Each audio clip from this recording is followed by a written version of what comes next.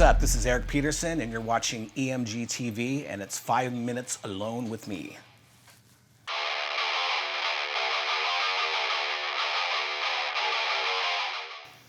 So my favorite riff to play live, I mean, there's a lot of riffs that we got. But lately, it's a riff from Night of the Witch. It's the opening riff.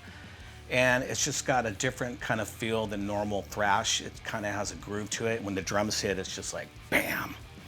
So here we go.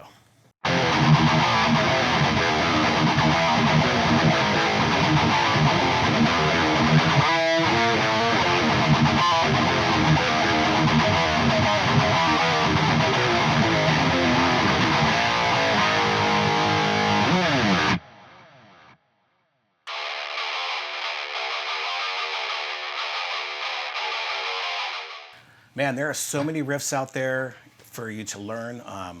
I mean, it's hard to pinpoint one, but for me, it's probably stuff that was more when I was younger, probably like 8th grade, 9th grade. And that riff was this one right here.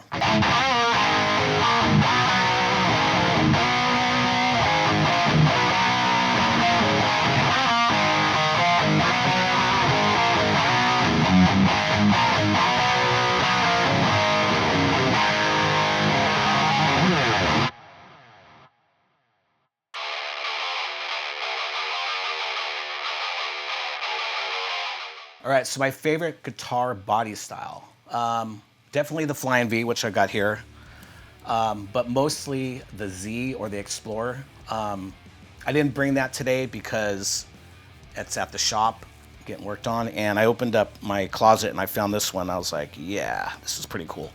Yeah, I don't know, just a bigger, more modern style of bodies are cool. You know, Les Pauls are really amazing. But definitely the Explorer and the Flying V for me.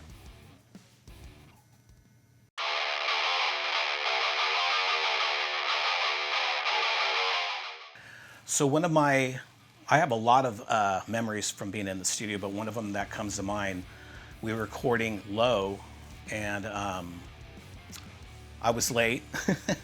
And I walked into the studio, but I walked into the wrong room, and it was the Rolling Stones room, and they were recording, I think it was Wheels of Steel.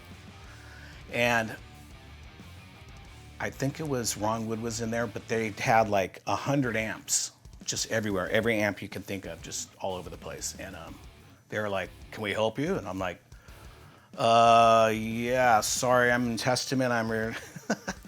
But I was really embarrassing, but at the same time, it was just really overwhelming. That was a great record too, by the way. So it was either that record or Voodoo Lounge, but that was pretty cool.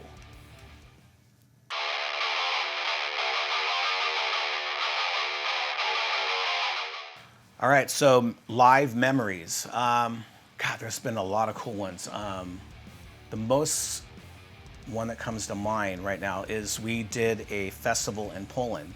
So we're on tour, we're doing festivals. You know, there's usually 20, 30, 40, 50,000 people out there. But this one in particular was a government-run festival that had different bands and whatnot.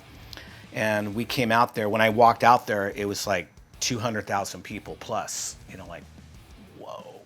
And we opened up with the Pale King, and just to see a wave of people jumping up and down to, you know, our riffs and our songs was just mind-blowing. And just the energy level of, you know, that you get, you're almost like you're floating. It's really cool. It's awesome.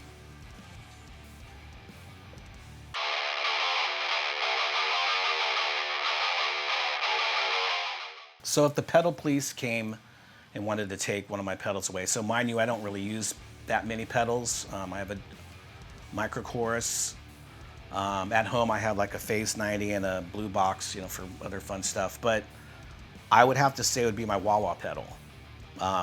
There's been times on stage where they forgot to hook it up. And when you go into a part that's got a wah-wah and you don't have a wah-wah, it's just kind of lame sounding. Yeah, so definitely the wah pedal.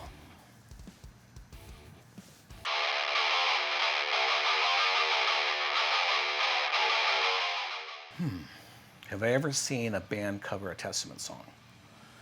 Yeah, actually, there was a band called Shattered Sun, and they were on tour with us, and we were at soundcheck, and they started playing Return to Serenity, and I was like, whoa, we don't even play this song.